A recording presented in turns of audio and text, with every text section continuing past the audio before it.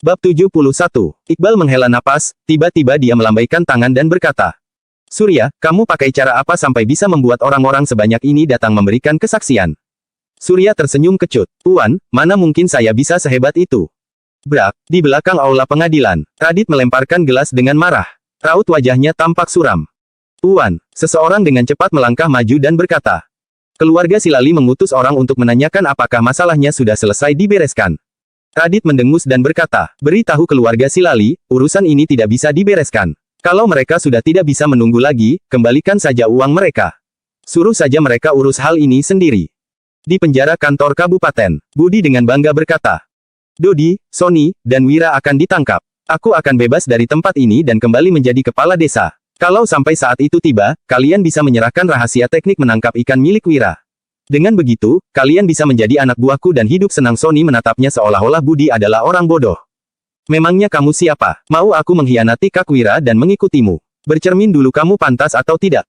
Dodi hanya terdiam. Dia memandang pintu penjara lekat-lekat dan memikirkan bagaimana cara membuka pintu itu. Asalkan pintu itu bisa terbuka, dia akan mewakili Kak Wira untuk membunuh biang kerok ini. Tiba-tiba, seorang sipir penjara membuka pintu. Sony, Dodi, kalian sudah bisa keluar. Orang-orang dari Dusun Darmadi sudah menunggu kalian. Kedua mata Dodi langsung berbinar ketika berkata, Kak Wira menyelamatkanku. Sony mengangguk. Sudah pasti. Bagaimana mungkin? Budi menatap pria yang barusan berbicara. Tuan, coba kamu tanyakan apakah hal ini bukan sebuah kesalahan. Yang harusnya dilepaskan itu aku, bukan mereka. Sipir penjara itu tertawa sinis melihatnya, lalu berkata, ada orang yang menyuruhku untuk menyampaikan pesan. Jaga mulutmu itu baik-baik. Dek, Budi tergeletak di tanah. Sony mengancamnya di hadapan sipir penjara itu. Budi, Kak Wira adalah harapan bagi Dusun Darmadi. Kalau ada sesuatu yang terjadi padanya, kalaupun kamu menjadi kepala desa, kami akan mempertaruhkan nyawa untuk menghabisimu. Jaga mulutmu baik-baik. Kalau tidak, aku akan membuat keluarga Silali tidak punya keturunan. Ancam Dodi dengan lebih kejam lagi. Kalian. Budi menatap sipir penjara itu dan berkata, Tuan, lihatlah mereka bahkan berani mengancam kami di penjara ini. Diam saja kamu. Bisa hidup saja sudah cukup beruntung setelah menyinggung sarjana kecil di Dusun Darmadi itu. Sipir penjara itu memutar bola matanya menatap Budi. Meskipun dia belum sempat pergi ke pengadilan tadi, berita tentang pasar ikan itu sudah menyebar kemana-mana. Sarjana dari Dusun Darmadi itu benar-benar hebat. Sudah 2 kali dia membuat orang dari Dusun Darmadi mengajukan tuntutan, bahkan tanpa perlu dia hadir secara langsung.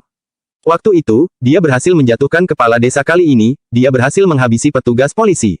Budi hanya terdiam dan berbaring dengan tidak rela di dalam penjara. Apa yang telah dilakukan oleh pecundang itu dalam waktu 10 hari? Kenapa jadi begitu banyak orang yang bekerja keras untuknya? Jika dilihat dari situasinya saat ini, kalaupun Budi berhasil menjadi kepala desa lagi, dia pasti tidak akan bisa menang melawan pecundang itu. Ayo kita pergi makan. Setelah melihat kepergian para pedagang dan nelayan itu, Wira melambaikan tangannya dengan keras. Danu, Gavin, dan Gandhi masih merasa tidak tenang. Apa kita tidak usah ke pengadilan? Mereka takut bahwa para nelayan dan pedagang itu mengurungkan niat mereka dan berhenti di tengah jalan. Terlebih lagi, mereka takut bahwa setelah semua orang ini pergi ke pengadilan, Bupati masih tetap saja tidak mau membebaskan Dodi dan Sony. Wira mengangkat alisnya dan berkata, tidak usah khawatir. Tuan Bupati bahkan lebih ingin memenangkan kasus ini daripada kita. Ketiga orang itu hanya terdiam dan kebingungan. Mereka tidak mengerti apa hubungannya Tuan Bupati dengan kasus ini. Wira juga tidak ingin menjelaskan lebih lanjut. Tidak ada gunanya menjelaskan tentang perebutan kekuasaan di kantor kabupaten kepada penduduk desa saat ini. Mereka masih belum sanggup mengerti hal ini. Wawasan mereka harus dibuka dengan perlahan-lahan. Mereka menemukan sebuah restoran dan memesan berbagai hidangan. Keempat orang itu menyantap makanan mereka dengan lahap. Wira menyuruh Gandhi untuk pergi ke kediaman keluarga Linardi dan menyuruh Wulan untuk beristirahat di rumah ayahnya selama beberapa hari. Setelah itu, dia mengutus Gavin ke pengadilan untuk menyuruh tim penjual ikan berkumpul di depan gerbang kota. Sementara itu, Wira dan Danu mengendarai kereta keluar gerbang kota. Di luar gerbang kota, sekelompok orang berkumpul di sekitar beberapa pengumuman, sambil menunjuk-nunjuk dan berdiskusi. Ada beberapa pengumuman yang dipasang di dinding gerbang kota. Isinya menyangkut masalah besar di seluruh kabupaten. Wira juga berjalan mendekati pengumuman itu. Di dinding terpasang 3 surat perintah pencarian yang menggambarkan 3 pria yang tampak berbahaya. Tersangka pertama bernama Kadir adalah pemimpin dari Gunung Harimau Hitam. Dia pernah merampok konvoi dagang sebanyak ratusan kali, merampok desa sebanyak 23 kali, dan telah merenggut 12 nyawa. Pemberian hadiah untuk penangkapannya atau pembunuhannya adalah 1 juta. Tersangka kedua bernama Heru adalah wakil pemimpin dari Gunung Harimau Hitam. Hadiah penangkapan dan pembunuhannya adalah 800.000 gabak. Tersangka ketiga bernama Jamal adalah wakil pemimpin kedua dari Gunung Harimau Hitam. Hadiah penangkapan dan pembunuhannya adalah 500.000 gabak. Kadir, Heru, dan Jamal. Namanya kampungan sekali. Wira membacanya sambil menggeleng. Gunung Harimau Hitam adalah rute yang harus dilalui jika ingin pergi ke kota pusat pemerintahan Jagabu melalui Kabupaten Uswal. Para perampok ini juga sangat terkenal di seluruh kabupaten. Meskipun kantor pemerintah kabupaten telah beberapa kali berusaha mengepung mereka, semua usaha mereka berakhir sia-sia. Pasalnya, semua orang ini adalah perampok yang tak akan segan-segan untuk membunuh. Ayah, kita tidak boleh membiarkan pecundang itu semakin berkembang lagi. Saat ini, bahkan kantor pemerintah kabupaten saja tidak bisa menemukan kesalahannya. Selain itu, dia bahkan menjadi makin puitis sekarang. Dalam waktu dekat, dia akan menjadi terkenal di seluruh dunia. Segera beritahu orang-orang di Gunung Harimau Hitam untuk menyerang Dusun Darmadi dan menghabiskannya sebelum dia menjadi ancaman yang lebih besar. Kalau tidak, dia akan menjadi ancaman besar bagi kita kelak. Di rumah keluarga Silali, Mahendra melihat ayahnya dengan ekspresi cemas dan mencoba meyakinkannya. Bab 72. Darius berkata dengan wajah murung. Orang-orang di Gunung Harimau Hitam adalah sekelompok bandit yang tak segan-segan untuk membunuh. Mereka adalah penjahat yang diburon oleh kedua kabupaten terdekat ini. Apa kamu tahu seberapa berbahayanya kalau para pejabat mengetahui bahwa keluarga Silali terlibat dengan para penjahat itu? Reputasi yang telah dibangun lama oleh nenek moyang kita akan hancur begitu saja. Lalu kenapa kalau mereka tahu? Asalkan mereka tidak bisa menunjukkan buktinya, mereka tidak akan bisa menyentuh keluarga Silali. Mahendra mengubah arah pembicaraannya. Tapi, ayah, kalau kita tidak menghabisi orang itu, dia akan benar-benar menjadi menantu keluarga Linardi. Lalu bagaimana kita akan mendapat dukungan dari keluarga seperti keluarga Linardi? Jangan ragu lagi, ayah. Suruh mereka habisi orang itu. Setelah itu tidak akan ada penghalang lagi. Darius mengangguk dan menjawab, aku akan mengutus Tanu untuk menjalankan tugas ini. Tapi, ingatlah. Setelah orang itu meninggal, jangan sampai berperilaku mencurigakan di luar sana. Para bandit itu bukan orang baik-baik. Kalau sampai ketahuan kita terlibat dengan mereka, kita akan terjerat dalam masalah besar. Di rumah Wira di Dusun Darmadi, Dodi dan Sony melepas jubah sutra mereka dan melemparkannya ke dalam tungku api untuk membakarnya. Kemudian, mereka melangkah melewati api tersebut. Selanjutnya, seorang bibi datang dan mengikatkan tali merah di pergelangan tangan mereka. Wira juga tidak menghalangi mereka. Meskipun semua ini hanya tahayul dan sugesti belaka, setidaknya hal ini bisa memberikan ketenangan bagi mereka. Setelah dipenjara sekali, kini kedua orang itu terlihat lebih tenang dan dewasa dari sebelumnya.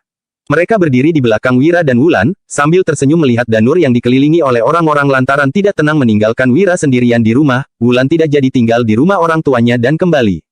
Danur, hebat sekali. Kamu berani pergi ke pengadilan untuk melaporkan mereka dan bahkan berhasil menjatuhkan petugas polisi. Sakit tidak dipukul. Dengan tubuh sekecil ini, bagaimana kamu bisa menahan 40 pukulan? Sedari kecil, aku sudah menduga bahwa Danur sangat luar biasa. Berani sekali kamu pergi mengadu kepada Bupati. Hebat. Danur, kamu juga sudah saatnya mencari istri. Keponakanku sudah berusia 13 tahun. Penampilannya juga sangat cantik. Kalau kamu setuju, aku akan menjodohkanmu. Tim penangkap ikan, penjual ikan, pembuat sabun, bahkan koki pun mengelilingi Danur untuk menggodanya. Di dusun ini, siapapun yang berani pergi mengadu kepada Bupati akan dipandang hebat oleh para warga. Apalagi yang seperti Danur, dia bahkan terlihat baik-baik saja setelah dipukul 40 kali. Mana mungkin bisa baik-baik saja setelah dipukul 40 kali? Hanya wanita tidak berpendidikan seperti kalian yang percaya. Tidak jauh dari sana, Agus berdiri dengan tangan terlipat di belakangnya, dengan raut wajah yang penuh keyakinan. Memangnya polisi itu orang biasa? Mana mungkin bisa dijatuhkan oleh seorang anak desa? Namun, Agus sekarang juga tidak berani berbicara sembarangan lagi. Kini, semua penduduk desa sangat menghormati Wira. Jika berani menjelek-jelekkan Wira, dia pasti akan dikeroyok orang. Setiap kali tim penangkap ikan pulang, Agus pura-pura berjalan-jalan untuk mendengar berapa banyak uang yang mereka dapat dari penjualan ikan. Dia ingin menghitung berapa lama lagi Wira akan melampaui kekayaannya. Jangan memujiku berlebihan. Itu semua berkat Kak Gavin yang memberikan uang kepada penjaga. Kalau tidak, setelah menerima 40 pukulan besar, aku mungkin sudah dijemput ajal. Danur merasa bersemangat saat mendengar pujian, tetapi setelah mengalami pengaduan ini, dia sudah menjadi lebih bijaksana. Dia mengusap kepalanya dengan malu-malu dan berkata, Kak Gavin, berapa banyak uang yang kamu habiskan? Aku akan mengumpulkan gaji selama beberapa bulan sampai cukup dan aku pasti akan mengembalikannya semua padamu. Tidak perlu dikembalikan, itu semua uang dari tim penjual ikan. Selain itu, uang itu diberikan oleh Tuan Wira. Ujar Gavin seraya melambaikan tangan. Uang itu adalah pemberian Wira, dia menggunakan 6.000 gabak yang tersisa setelah mengobati Ganjar. Tidak bisa begitu. Danur bersikeras. Aku dengar dari Kak Sony, setidaknya butuh beberapa ribu gabak untuk mengurus kasus di pengadilan. Aku tidak bisa mengambil untung darimu seperti ini. Benar-benar tidak perlu, itu semua uang Tuan Wira. Kamu berterima kasih pada Tuan Wira saja. Gavin kembali menolak keras. Meskipun ketiga bersaudara ini telah bergabung dengan tim penjual ikan, mereka tetap saja dijauhi oleh warga dusun Darmadi karena pernah mencuri dari Wira. Jadi, mereka tentu saja ingin menyenangkan para anak buah Wira agar bisa berbaur dengan semua orang. Tidak, Danur ingin terus membantah. Uang yang diberikan kepada kalian berarti sudah menjadi milik kalian. Wira maju dan berkata, Danur, hari ini kamu mengajukan gugatan atas nama tim penangkap ikan. Jadi, biaya tersebut harus ditanggung oleh tim penangkap ikan. Ulan, ambilkan 30.000 gabak. Ulan buru-buru masuk ke dalam rumah dan kembali dengan uang 30.000 gabak tanpa ragu sedikit pun. Gavin, 10.000 gabak ini adalah uang yang kamu keluarkan demi Danur. Wira menyodorkan 10.000 gabak sambil berkata, tindakanmu tadi sudah benar. Di situasi seperti ini, asalkan semua orang bisa aman, tidak masalah kalau harus menghabiskan banyak uang. Jangan demi menghemat uang, malah mengorbankan nyawa. Ingat, nyawa manusia adalah yang paling penting. Baik, Tuan Wira. Mata Gavin berkaca-kaca. Tim penangkap ikan, penjual ikan, dan tim pembuat sabun melihat Wira dengan mata sembab. Pada kenyataannya, di masa ini, harga penjualan seorang anak hanya sekitar 5.000 sampai 6.000 gabak dan orang dewasa hanya bisa dihargai sekitar 10.000 gabak. Banyak orang yang bahkan tidak mampu makan dengan cukup dan nyawa manusia dianggap tak berharga. Tidak pernah sekalipun ada orang yang menganggap nyawa mereka lebih penting daripada uang, seperti yang dilakukan oleh Wira. Danur, Gavin, kerja kalian bagus hari ini. Yang satunya berani, yang satunya lagi bisa berpikir jernih. Uang 20.000 gabak ini kalian bagikan masing-masing 10.000 gabak. Ini adalah bonus untuk kalian. Wira memberikan uang yang tersisa kepada kedua orang itu. Tuan Wira, aku tidak boleh mengambil uang ini. Kak Wira, ini adalah kewajiban kami. Kami tidak bisa menerima uang darimu lagi. Gavin dan Danur memegang uang 10.000 gabak itu dengan mata berkaca-kaca dan hendak menolaknya. Lantaran sudah mendapat gaji, berarti semua ini adalah tugas yang seharusnya mereka kerjakan. Bagaimana mungkin mereka bisa mengambil uang Wira lagi? Kedua orang itu mengembalikan uang tersebut, tetapi malah disodorkan kembali oleh Wira. Kalau kerjanya bagus, sudah seharusnya mendapat bonus. Bukan hanya mendapat bonus, aku juga akan menaikkan jabatan kalian. Wira berkata dengan tegas. Gavin, mulai sekarang kamu akan menjadi wakil kepala tim pengadaan. Kamu harus bekerja sama dengan Sony dalam membeli barang. Danur, kamu akan menjadi wakil kepala tim penjual ikan, bekerja bersama Danu dalam menjual ikan. Gaji kalian akan dinaikkan menjadi 3.000 gabak per bulan. Wakil kepala tim, aku menjadi wakil kepala tim. Air mata mengalir dari mata Danur. Kak Wira, jangan khawatir, aku akan bekerja keras agar tidak mengecewakanmu. Danur adalah seorang yatim piatu. Kedua orang tuanya telah meninggal 3 tahun lalu. Jadi, dia adalah anak yang dibesarkan oleh semua penduduk desa. Bab 73. Wakil kepala tim. Tubuh Gavin bergetar sejenak, dia langsung berlutut. Terima kasih Tuan Wira. Kedua adiknya, Gandhi dan Ganjar, sangat iri melihatnya. Posisi wakil kepala tim yang dipekerjakan Wira merupakan posisi yang luar biasa di mata penduduk desa Pimola. Bahkan kepala desa, kepala wilayah, ataupun kepala kepolisian saja tidak bisa mendapat gaji 3.000 gabak per bulan. Yang paling penting adalah status mereka. Sebagai wakil kepala tim atau kepala tim, mereka boleh membuat keputusan dalam perekrutan anggota tim. Hal ini berarti mereka bisa memberi lapangan pekerjaan kepada orang lain. Melihat kedua orang itu mendapat uang dan dipromosikan, semangat tim penjual ikan, tim pembuat sabun, dan tim penangkap ikan juga langsung berkobar-kobar. Diam-diam, semua orang bertekad untuk menjadi orang pertama yang maju saat menghadapi masalah. Agus menggelengkan kepalanya diam-diam. Benar-benar boros. Dalam sekejap, dia memberikan 30.000 gabak kepada orang-orang itu. Uang itu sudah cukup untuk membeli tanah seluas 3.000-an meter persegi. Menghabiskan uang untuk mengambil hati orang, itu adalah langkah yang tidak efektif. Wira melanjutkan, kita juga perlu merencanakan ulang tim kita. Kita akan menambahkan satu tim pengadaan lagi, dengan Sony sebagai kepala tim dan Gavin sebagai wakil kepala tim. Tim penangkap ikan dengan Dodi sebagai kepala tim dan Paman Hasan akan melihat siapa yang bisa menjadi wakil kepala tim. Ekspresi Dodi langsung berubah. Jika dia menjadi kepala tim penangkap ikan, lalu apa yang akan dilakukan ayahnya? Danu menjadi kepala tim penjual ikan, Danur sebagai wakil. Paman Herman menjadi kepala tim pembuat sabun, Paman Hamid menjadi wakil.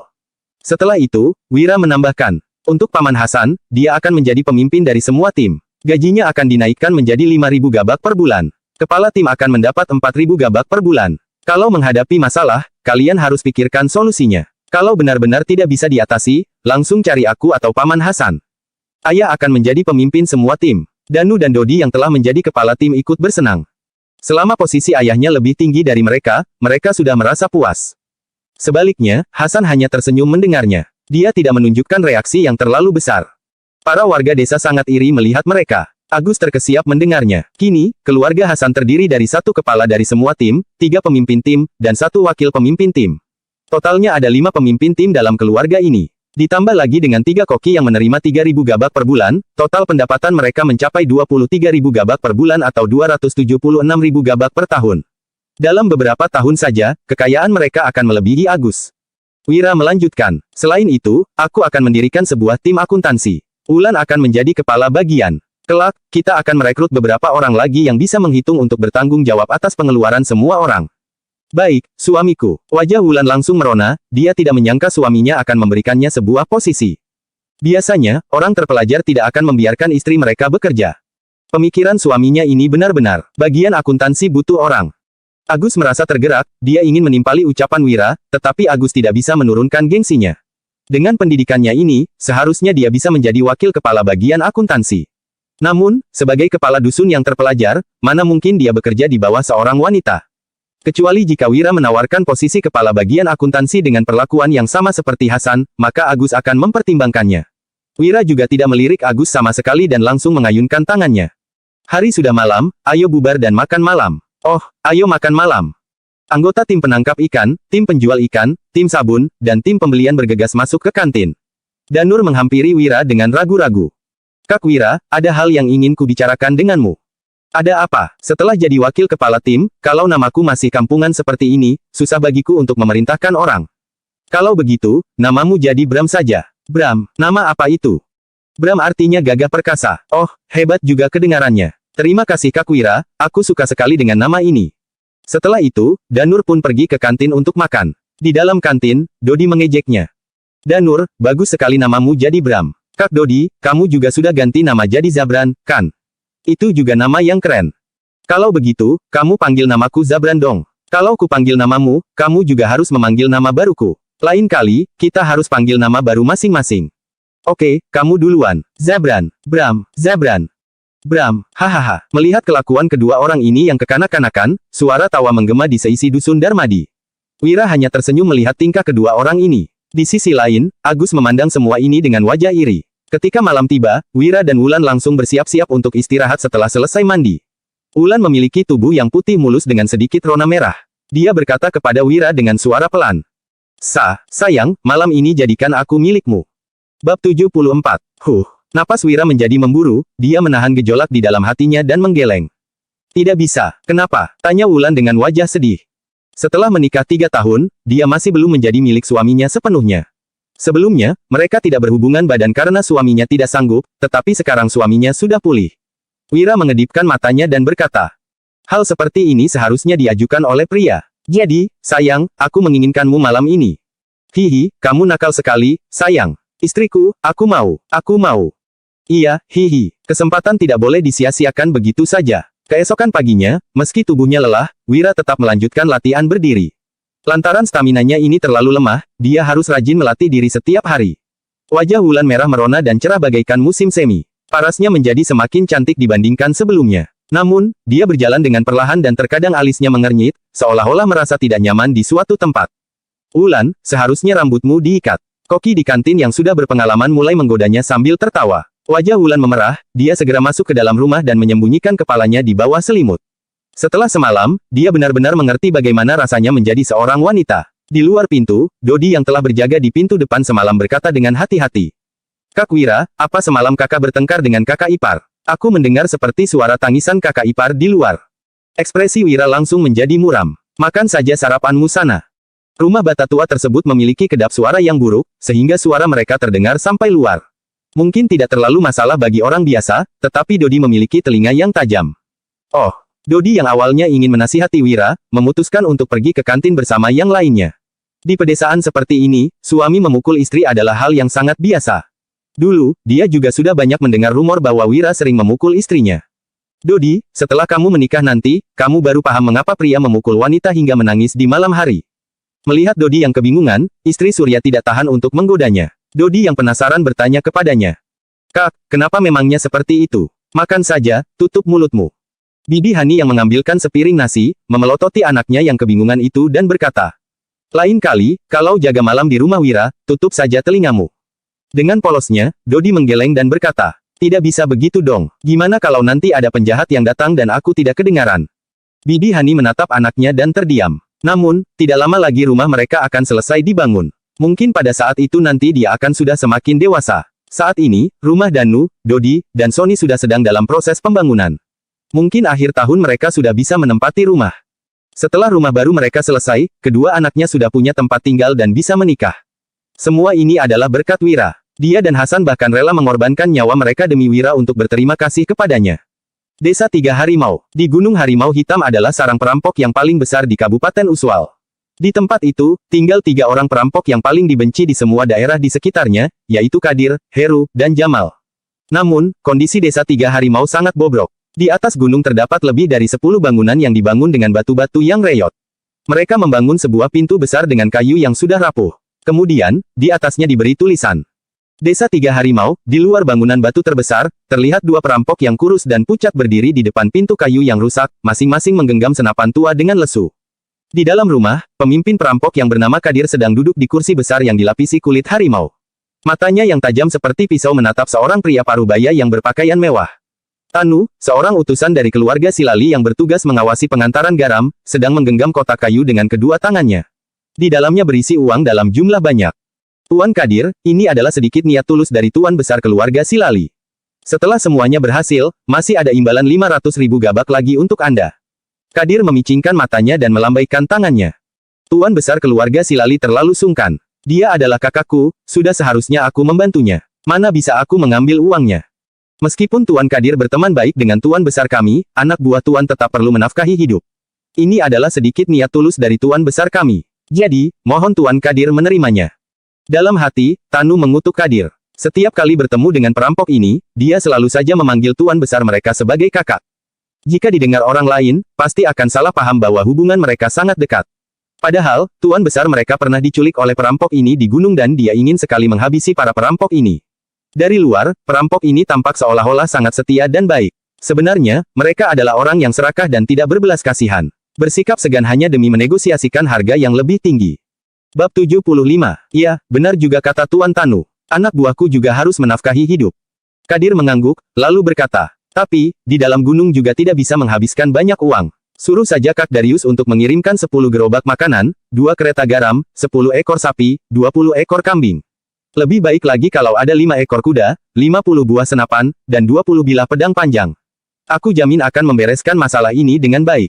Baik, Tanu terpaksa menyetujuinya. Orang licik ini menginginkan begitu banyak barang, nilainya sudah melebihi 1 juta gabak.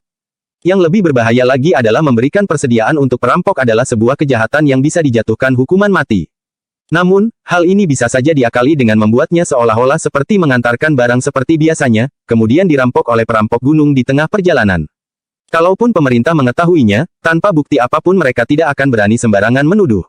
Bagaimanapun, ini karena mereka tidak mampu mengatasi perampok di gunung. Ada kesepakatan tidak tertulis antara tokoh besar di kabupaten dan perampok gunung yang melintas. Lantaran mereka tidak bisa menghancurkan satu sama lain, jadi mereka terpaksa bekerja sama demi keuntungan masing-masing. Namun, dalam kerjasama tersebut, mereka juga harus mencegah perampok bertambah kuat dan menjadi ancaman bagi para tokoh besar. Setelah Tanu pergi, Kadir berkata, Jufri, panggil Heru dan Jamal. Pemuda bertubuh tinggi dan kurus itu pun pergi dari sana. Tak lama kemudian, kedua orang yang dipanggil itu pun masuk. Pemimpin kedua mereka bernama Heru. Tampang pria itu seperti sakit-sakitan, dia membawa sebuah golok dan tatapannya tampak beringas. Pemimpin ketiga bernama Jamal. Penampilannya sangat licik, wajahnya dipenuhi janggut, dan tangannya memegang kapak dengan aura yang sangat kejam. Kadir menceritakan semua kejadian ini kepada mereka. Kak, biar aku saja yang mengurus masalah ini. Jamal memegang kapaknya sambil berteriak. Hadiah penangkapanmu adalah 1 juta gabak, harga penangkapan Kak Heru juga sudah 800.000 gabak. Hanya aku sendiri yang nilainya 500.000 gabak. Hal ini membuatku merasa malu berhadapan dengan perampok lainnya. Kalau tugas ini diberikan padaku, aku akan membunuh pelajar terkenal itu dan membuat harga penangkapanku meningkat. Kak Heru, jangan berebut tugas ini denganku. Heru hanya menanggapi sekilas. Ya, untukmu saja. Jamal adalah orang yang sangat keras kepala. Jika dia sudah memutuskan sesuatu, tidak akan ada yang bisa membujuknya atau menghalanginya lagi. Kalaupun Heru ingin mengajukan diri, tetap saja dia tidak akan bisa menang berdebat dengan Jamal. Kadir memicingkan matanya dan berkata, boleh saja kamu yang mengurusnya, tetapi apakah kamu tahu apa yang harus kamu lakukan? Jamal berkata dengan lantang. Tahu, Kak. Seperti kata kakak, kita harus mencari tahu informasi musuh untuk bisa menang. Mengerjakan pekerjaan seperti ini harus banyak survei agar bisa mengetahui kondisi lapangan. Kadir mendengus dingin, lalu melanjutkan. Menurut kabar keluarga Silali, bocah itu lumayan jago berkelahi. Suruh anak buahmu untuk lebih berhati-hati sewaktu mengikutinya.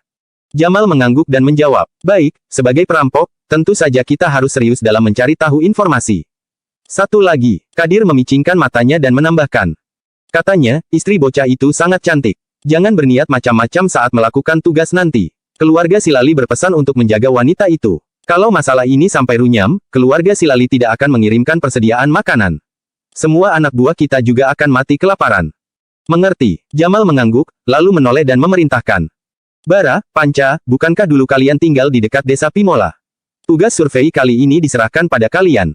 Kak Jamal tenang saja, kami sangat mengenal desa Pimola dan bahkan ada kaki tangan di sana. Dua orang pemuda berjalan mendekati Jamal. Satunya berwajah panjang dan berkulit gelap. Satunya lagi bertubuh sangat kurus. Keesokan harinya, Bara dan Panca sudah berangkat sebelum hari mulai terang. Setelah berjalan dan beristirahat sesaat, mereka tiba di Dusun Darmadi pada siang hari. Melihat kedatangan kedua orang asing ini, tim penangkap ikan juga tidak ada yang terlalu peduli dengan mereka. Belakangan ini, tim pengadaan telah pergi ke berbagai tempat untuk membeli rumput tuton. Jadi, sering kali ada orang yang mengantarkan barang ke desa dan kantin menyediakan makanan untuk mereka. Pada penduduk desa juga sudah terbiasa dengan hal ini. Melihat tim penangkap ikan yang membawa ember berisikan ikan besar yang penuh, Bara dan Panca menelan ludah mereka. Mereka sudah lama tidak pernah makan daging sebelumnya. Mereka berjalan dan mengamati diam-diam, kemudian mencatat dan mendengarkan percakapan orang lain. Tiba-tiba, terdengar sebuah suara yang akrab. Bara, Panca, ada apa kalian ke sini? Gavin yang mengenakan pakaian dan sepatu baru dari Sutra, muncul dan melihat mereka dengan heran. Sebagai wakil pemimpin tim pengadaan, Wira telah memberinya 2 set pakaian Sutra dan sepatu. Awalnya, dia tidak tega mengenakan pakaian ini. Namun, ibu dan istrinya mengatakan bahwa sebagai seorang wakil pemimpin, penampilannya harus tampak rapi. Kalau tidak, dia akan mempermalukan Wira. Mata Panca berbinar, dia berkata dengan wajah iri. Kak Gavin, kamu sudah kaya ya sekarang. Pakaianmu saja dari Sutra, mencuri dari tuan tanah yang mana lagi kamu? Bara mendekat dan berkata dengan suara pelan. Kak Gavin, kenapa kamu di sini? Kamu datang untuk mencari informasi juga ya? Apa kamu mau mencuri dari pelajar kaya di Dusun Darmadi itu? 3 tahun lalu, kedua orang itu bekerja sama dengan Gabrata 3 bersaudara untuk mencuri dari seorang tuan tanah yang kaya. Saat itu, ketika mereka dikejar oleh pengawal keluarga itu, Gavin yang menghalangi pengawal itu di belakang sehingga mereka semua berhasil melarikan diri. Bisa dibilang, mereka berutang nyawa pada Gavin. Mencari informasi. Gavin terkejut sejenak dan tertawa. Matanya berkilat dingin ketika memeriksa sekeliling. Iya, Tuan Wira dari Dusun Darmadi itu kaya raya. Aku datang untuk mencari informasi dan beraksi malam ini. Apa kalian juga datang untuk mencuri darinya? Kak Gavin, kami memang datang untuk mencari informasi, tapi bukan untuk mencuri, melainkan ini. Melihat di sekeliling mereka tidak ada orang, Bara mengecilkan suaranya dan membentuk isyarat tangan menggorok tenggorokannya. Panca lebih berterus terang lagi, dia berkata. Ada seorang pengusaha besar yang memberikan sejumlah uang untuk menyuruh desa 3 harimau menghabisi nyawa pelajar itu. Katanya, ada yang menginginkan istrinya. Bab 76. Mendengar ada yang ingin membunuh penyelamatnya dan merebut nyonya, Gavin menahan amarah dalam hati dan berkata. Kalian masuk ke desa 3 harimau ya, aku dengar perampok di sana selalu makan enak dan ada wanita cantik. Bara menggeleng dan berkata, Kak Gavin, yang kamu bilang itu pejabat, bukan perampok gunung. Panca berkata dengan mata berkaca-kaca. Dulu, kami juga mengira bisa hidup senang dengan merampok siapa saja setelah menjadi perampok gunung. Siapa tahu, hai. Gavin terkejut, lalu bertanya, memangnya bukan begitu? Dulu, ada juga orang mengajaknya bergabung dengan mengatakan bahwa menjadi perampok gunung bisa makan enak dan hidup senang. Saat itu, dia hampir tergoda. Jika bukan karena masih ada ibu dan istri, dia sudah mengikuti mereka ke gunung. Berhubung takut akan dikejar dan dihabisi oleh pemerintah, kami tinggal di pedalaman hutan sehingga sulit untuk mendapatkan makanan. Di gunung, ada banyak orang yang harus diberi makan. Kami membawa persediaan makanan, tetapi selalu saja habis dalam sekejap. Pemimpin kami menetapkan jatah makanan 3 piring nasi untuk 1 orang dan kita hanya bisa makan daging setiap setengah bulan. Pemerintah mengirim tentara 2 kali setahun untuk memberantas perampok, jadi kita harus bersembunyi di dalam hutan selama setidaknya setengah bulan setiap kali. Selama periode itu, kami sangat kekurangan makanan dan pakaian juga sangat sedikit. Lihatlah bagaimana aku kelaparan, hidupku bahkan tidak sebagus saat menjadi pencuri kecil. Panca mengangkat bajunya sedikit untuk menunjukkan perutnya yang kurus kering. Bahkan, matanya juga memerah ketika bercerita. Selain kekurangan makanan, kami juga selalu hidup dalam bahaya setiap kali merampok. Bara mengangkat bajunya untuk memperlihatkan bekas luka di rusuknya. Merampok orang miskin memang tidak berisiko, tapi mau membunuh mereka sekalipun, kamu tidak bisa mendapatkan banyak keuntungan. Merampok kelompok dagang kaya yang melintas, keuntungannya memang lebih besar, tapi mereka memiliki pasukan pengawal yang dilengkapi dengan pisau dan senjata. Ketika terjadi pertempuran, semuanya sangat kejam. Lihatlah, bekas luka ini kudapatkan saat mencuri truk pengangkut makanan keluarga Wibowo. Saat itu, aku ditebas oleh salah satu pengawalnya. Untungnya, aku berhasil bersembunyi, kalau tidak, nyawaku sudah melayang. Kak Gavin, menjadi perampok gunung tidak semudah itu. Gavin menimpalkan, mau kerja apapun memang susah. Tapi, kudengar kalian punya banyak istri di gunung. Kalaupun agak menderita juga semuanya jadi pantas, kan? Pantas apanya? Panca meludah ke tanah sambil berkata. Kak Gavin, terus terang saja, selama 2 tahun di gunung, aku bahkan belum pernah menyentuh wanita. Kehidupanku lebih buruk daripada sewaktu menjadi pencuri dulu. Dulu, aku masih bisa pergi ke rumah bordil setelah mencuri uang dari orang kaya. Bara menghela napas dan berkata, wanita cantik yang kami rampok di gunung semuanya menjadi milik ketiga pemimpin. Sisanya adalah bagian untuk para perampok yang sudah berpengalaman. Kami harus bertahan selama 2 tahun sebelum mendapat jatah. Itu pun wanita yang kami dapatkan hanya wanita tua yang jelek. Panca tertawa canggung, lalu berkata sinis. Jangan meremehkan wanita tua. Di gunung masih ada perampok yang berebutan wanita tua. Yang penting, wanita itu masih bisa melahirkan anak laki-laki sehingga garis keturunan tidak akan terputus. Gavin mengernyitkan alis. Kekurangan makanan, nyawa terancam, tidak punya istri. Lalu, kenapa kalian masih tetap di sana? Kami juga tidak berdaya. Bara tersenyum getir. Untuk mengobati penyakit ibunya, dia menjual tanah rumahnya. Namun, penyakit ibunya tidak bisa disembuhkan dan dia tidak punya uang untuk melakukan pemakaman. Jadi, dia terpaksa harus menjual rumahnya kepada tuan tanah. Sejak saat itu, dia menjadi gelandangan. Hidup sebagai pencuri juga tidak menentu. Mendengar orang lain mengatakan bahwa hidup sebagai perampok gunung sangat nyaman, mereka pun pergi ke gunung. Namun, tak disangka hidupnya malah menjadi makin menderita. Selain menjadi pencuri, mereka juga tidak punya keahlian lainnya. Panca menghela napas dan berkata, orang tuaku meninggal saat aku masih kecil, jadi aku dibesarkan dengan makan dari warga desa lainnya. Karena tidak bisa mencuri dari penduduk desa, jadi aku harus mencuri dari tempat yang jauh. Reputasiku sebagai pencuri sudah tersebar jauh, bahkan tuan tanah dari tempat yang jauh juga datang mengejarku. Aku tidak punya pilihan lain selain menjadi perampok gunung. Ah, siapa yang ingin menjadi perampok? Suatu saat, kita pasti akan dihukum mati.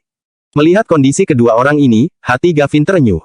Setengah bulan yang lalu, dia juga berada di posisi mereka. Jika bukan karena bertemu dengan Wira, mana mungkin dia bisa seperti ini sekarang. Jadi, siapapun yang hendak mencelakakan Wira, Gavin akan membuat orang itu menerima ganjaran yang berat. Setelah berpikir sejenak, Gavin berkata, ikut aku ke desa. Ke desa. Bara terkejut dan berkata, Kak Gavin, sekarang ini masih siang bolong. Kalaupun mau mencuri, kita harus tunggu sampai malam. Sekarang terlalu berbahaya. Panca juga menasihatinya. Benar, Kak Gavin. Sebagai pencuri, kita harus mengutamakan keselamatan. Gavin berjalan dengan langkah besar di depan. Percayalah padaku, ikuti aku. Bara dan Panca mengikutinya dengan cemas. Tim penangkap ikan telah kembali. Gavin menunjuk ke arah mereka dan memperkenalkan. Ini adalah tim penangkap ikan. Gaji mereka 1.000 gabak setiap bulan dan diberikan makanan 3 kali sehari. Dijamin makan sampai kenyang dan diberikan jatah daging pada makan siang.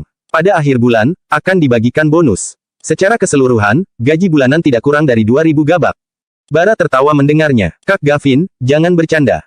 Panca juga terlihat tidak percaya. Penduduk desa sangat banyak, jangankan gaji 2.000 gabak per bulan, bahkan digaji 300 gabak saja sudah banyak yang berebutan mau bekerja. Siapa juga yang akan sebodoh itu mengeluarkan 2.000 gabak untuk mempekerjakan orang? Gavin melanjutkan. Ada kantin yang menyediakan makanan 3 kali sehari dan dijamin bisa makan sampai kenyang. Makan siang diberi ikan, makan malam diberi bakpao daging sup ayam, kue, dan nasi bisa diambil sepuasnya. Setelah pabrik sabun beroperasi, setiap malam ada ampas minyak yang digunakan untuk membuat bakpao. Bara tersenyum lebar dan berkata, Kak Gavin, jangan bercanda deh. Panca menghela napas dan berkata, kami tahu seperti apa tuan tanah itu, semuanya sangat pelit. Ingin pekerja melakukan pekerjaan yang sebanyak-banyaknya, tapi hanya memberikan sedikit makanan. Mereka juga menekan gaji sampai serendah-rendahnya. Mana ada yang memberikan gaji setinggi itu dan makanan sebanyak itu? Bab 77. Gavin tidak menjelaskan lebih lanjut dan membawa kedua orang tersebut ke rumah Wira. Tim penjual ikan telah kembali dari kabupaten dan mereka sedang berjongkok di depan pintu untuk beristirahat dan menunggu makan malam. 3 tim yang beranggotakan 30 orang, semuanya berkumpul untuk berbincang dan bercerita tentang kejadian di kabupaten dan pasar ikan. Wajah mereka berseri-seri penuh dengan kebahagiaan. Bara dan Panca terkejut. Mereka merasa seolah-olah orang-orang ini benar-benar bahagia. Namun, apa yang bisa membuat petani di pedesaan bahagia? Tiba-tiba, Gavin berkata, mereka adalah tim penjual ikan. Mereka mendapat gaji 2.000 gabak per bulan, sehari diberikan 2 kali jatah makan daging sebanyak 250 gram. Mereka diberi kereta saat pergi ke kabupaten, bekerja 2 hari dan istirahat 1 hari. Bahkan, ada orang yang mengajari mereka seni bela diri. Bara mengerutkan kening. Kak Gavin, perkataanmu semakin lama semakin tidak masuk akal. Mana ada bos yang memberikan kereta kepada pekerja, membiarkan mereka bekerja 2 hari dan istirahat 1 hari. Apalagi mencari orang untuk mengajari mereka seni bela diri. Kalau memang benar seperti itu, antara bos itu orang bodoh atau sangat baik hati. Panca mengerucutkan bibirnya dan berkata, Kak Gavin, kamu sedang bercanda, kan? Mana ada orang seperti ini? Gavin tidak menjelaskan lebih lanjut, ayo pergi. Saatnya mereka makan. Aku akan membawa kalian mencoba masakannya. Bara gemetaran ketika berkata, Kak Gavin, nyalimu benar-benar telah melampaui batas. Sekarang ini masih siang bolong dan banyak sekali orang di sini. Apakah kita benar-benar akan mencuri seperti ini? Tidak takut tertangkap. Wajah Bara pucat pasi ketika berkata, Kak Gavin, kita harus utamakan keselamatan. Kita beraksi di malam hari saja. Tidak usah takut, aku punya kenalan di sini. Kita bisa makan dengan terang-terangan. Jawab Gavin. Wah, setelah 2 tahun tidak bertemu, Kak Gavin semakin hebat saja. Bahkan sudah punya mata-mata di rumah orang kaya, ucap Panca. Bara dan Panca mengangguk dengan kagum, lalu mengikuti Gavin dengan tenang. Ada 2 tenda besar yang dijadikan kantin, dengan 5 orang koki yang sedang sibuk hingga wajah mereka memerah. Bara terkejut. Panca, lihatlah wanita-wanita di sini, kenapa mereka semua begitu putih? Panca mengerutkan kening. Bukan hanya wanita, perhatikanlah orang-orang di sini. Mereka semua terlihat begitu bersih dan putih, bahkan Kak Gavin juga lebih putih dari kita. Semangkuk sup telur, bakpao daging besar, ikan goreng, tumis lobak, dan nasi ditata di atas meja makan. Aroma makanan yang lezat tercium di hidung mereka. Glek, Bara dan Panca menelan ludah, mereka terkejut melihat orang-orang mengantre sambil memegang sebuah piring. Semua orang mengantre untuk mengambil lauk, daging, sup, dan bakpao, mereka sangat terkejut, ternyata bos mereka benar-benar memberikan makanan semewah ini. Gavin mengingatkan mereka. Kenapa masih berdiri di situ? Siap-siap makan. Baik. Bara dan Panca langsung menuju tempat piring dan sendok, tetapi Gavin menahannya. Kita harus menjaga kebersihan, sebelum makan harus mencuci tangan dengan sabun. Sabun, menjaga kebersihan. Bara dan Panca bingung, mereka ditarik oleh Gavin ke dekat tong air besar. Gavin mengambil sebaskom air bersih, lalu secara langsung menunjukkan kepada mereka cara mencuci tangan dengan sabun. Setelah keduanya mencuci tangan, air dalam baskom itu langsung berubah menjadi hitam, tetapi wajah dan tangan mereka menjadi putih. Panca terkejut. Bara, wajahmu menjadi putih. Ah, mereka menunduk ke arah tong air dan melihat bayangan wajah mereka yang sedikit gelap. Bara terkejut. Wah, ternyata aku tidak hitam ya. Dulu aku hanya tidak pernah mencucinya sampai bersih. Kak Gavin, di mana bisa membeli sabun ini dan berapa harga 1 potong? Aku juga ingin membelinya. Gavin menggelengkan kepala. Ini sabun yang digunakan oleh nyonya dari keluarga kaya, harganya setidaknya 3.000 sampai 4.000 gabak per potong. Apa? Sabun seharga 3.000 sampai 4.000 gabak per potong yang digunakan oleh nyonya dari keluarga kaya, bos di sini malah memberikannya kepada pekerja. Ini sungguh tidak masuk akal. Keduanya tidak tahu harus berkata apa, dalam hati mereka timbul perasaan yang sulit diungkapkan. Jangan diam saja, ambil makanan dan makanlah. Gavin adalah wakil kepala tim pembelian, jadi dia bisa membawa orang-orang yang bekerja untuk makan.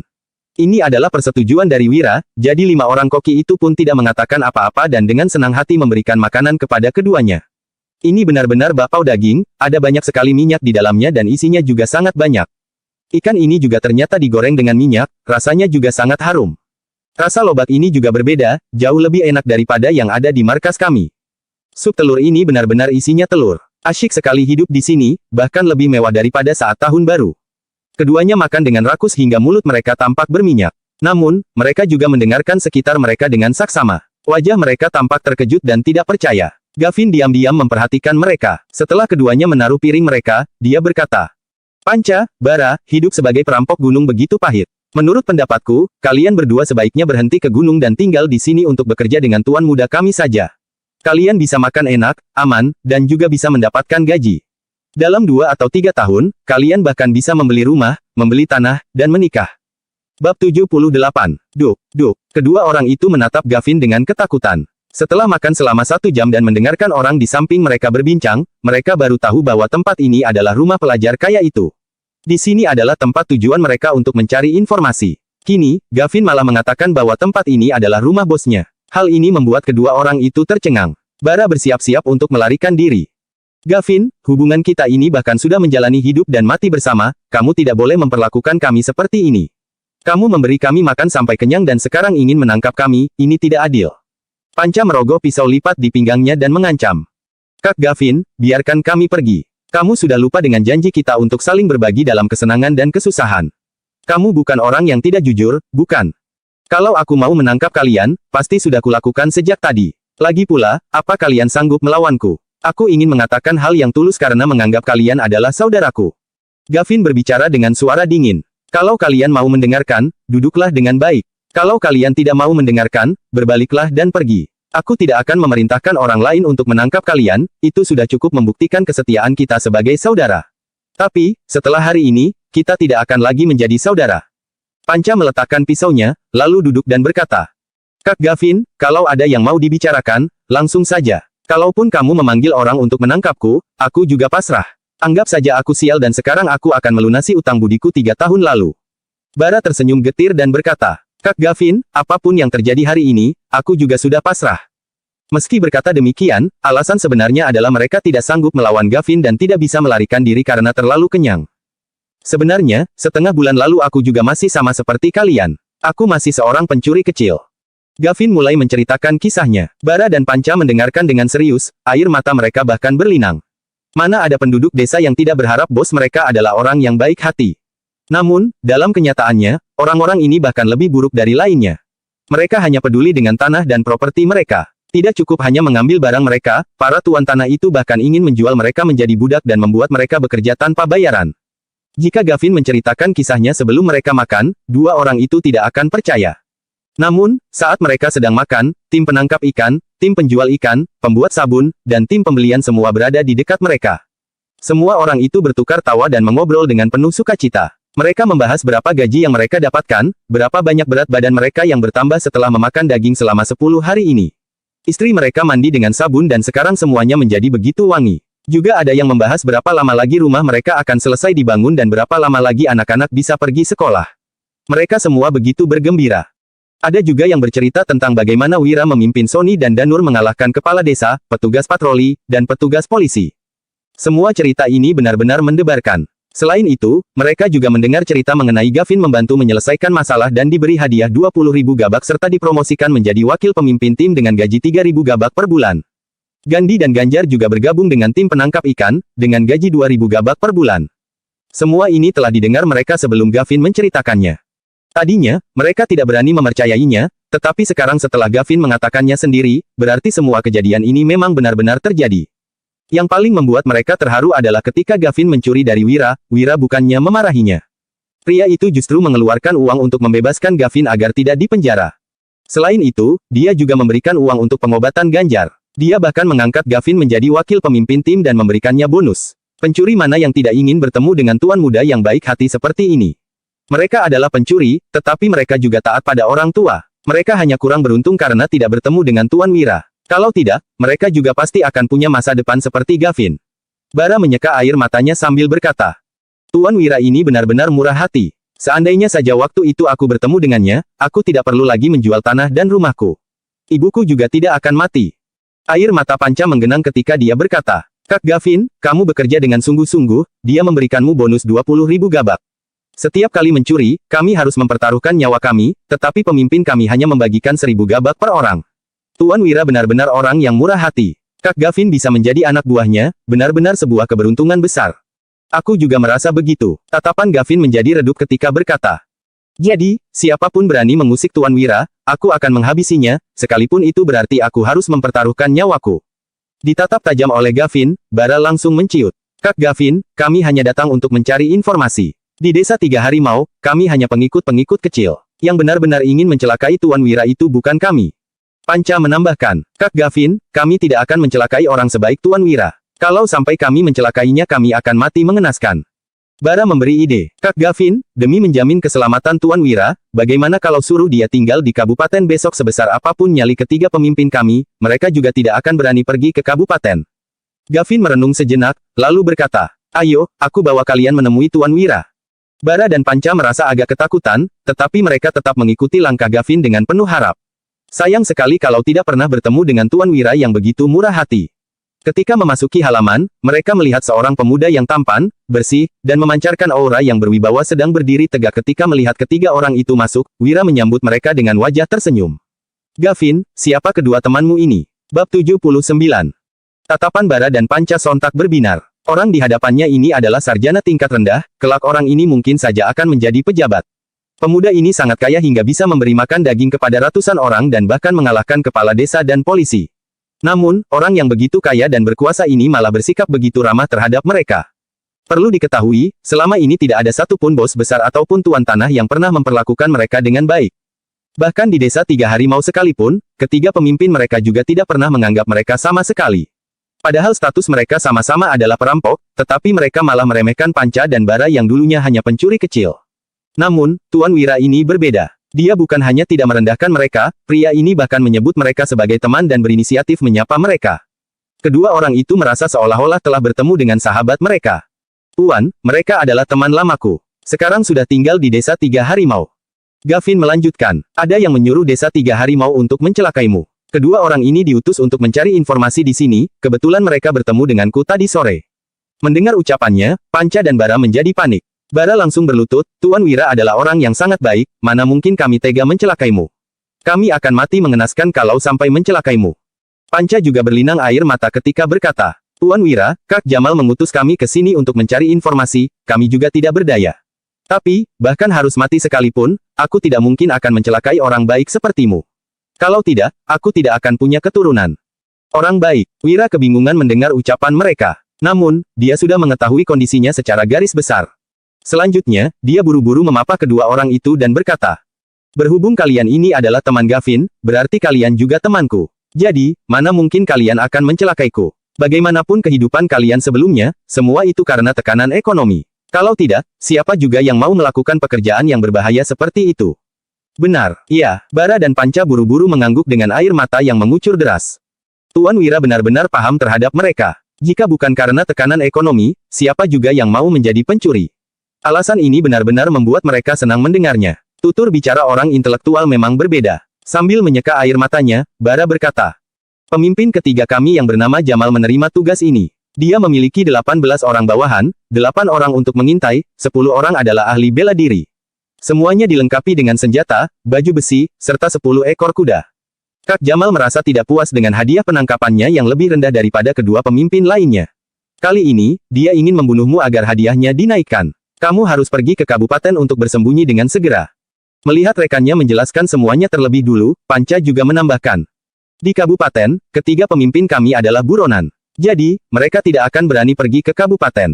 Tuan Wira sebaiknya bersembunyi dulu di kabupaten. Benar, Tuan. Gavin juga membujuknya. Demi alasan keamanan, sebaiknya kita pergi malam ini juga. Begitu tiba di kabupaten, kita tidak perlu takut pada mereka lagi. Ayo, Wira menyipitkan matanya saat melihat tim nelayan, tim penjual ikan, tim pembuat sabun, dan tim pembelian di luar pintu. Semua tim yang baru saja mereka bentuk ini sedang berkembang. Wira mengacungkan jarinya dan berkata, bagaimana jadinya kalau Jamal malah mencelakai mereka karena tidak bisa menemukanku? Mereka semua punya orang tua, istri, dan anak.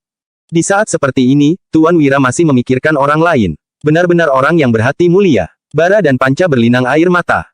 Gavin terkejut sejenak dan menggenggam erat tinjunya. Dalam hatinya bertekad bahwa dia akan melindungi Wira bahkan jika itu berarti harus mengorbankan nyawanya. Gavin, Wira terdiam sejenak, lalu berkata, kedua temanmu ini telah memberikanmu begitu banyak informasi, sudah pasti mereka tidak akan bisa lagi kembali ke desa Tiga Harimau. Begini saja, besok kamu berikan uang 100.000 gaba kepada mereka untuk membeli rumah kecil di kabupaten. Dengan begitu, setidaknya mereka punya tempat tinggal di kabupaten. Aku akan memberikan kalian resep rahasia membuat bakso ikan. Kalian bisa menjualnya di kabupaten dan menetap di sana sampai menikah dan beranak cucu. Dengan begini, sudah termasuk menjalin persahabatan dengan kami. Tangisan Bara dan Panca semakin menjadi-jadi. Selama tinggal di desa Tiga Harimau selama 2 tahun, pemimpin mereka bahkan tidak pernah memberikan mereka uang sebanyak itu. Baru pertama kali datang bertemu dengan Tuan Wira, mereka sudah diberi uang untuk membeli rumah dan bahkan diberi resep rahasia untuk berdagang. Orang ini benar-benar berhati mulia. Gavin terkejut mendengarnya, dia ingin memberitahu Wira bahwa meskipun hubungan mereka bertiga cukup baik, Wira sebenarnya tidak perlu menghabiskan begitu banyak uang untuk mereka. Namun, dia juga mengerti bahwa Wira adalah orang yang luar biasa, setiap kata dan tindakannya memiliki makna yang mendalam. Bro, Panca dan Bara saling menatap dan langsung berlutut. Tuan Wira, kalau ada perintah dari Anda, kami akan melakukannya dengan segenap jiwa dan raga. Kami bahkan rela kembali ke desa 3 harimau dan menjadi mata-mata untukmu. Wira menggelengkan kepalanya, lalu berkata, tidak bisa, menjadi mata-mata terlalu berbahaya. Kalian adalah teman-temanku, mana mungkin aku membiarkan kalian mengambil risiko seperti itu. Kalian cukup membantuku satu hal saja. Bab 80. Ah, di sini tempatnya. Mendengar permintaan Wira, Panca dan Bara merasa hal ini terlalu mudah.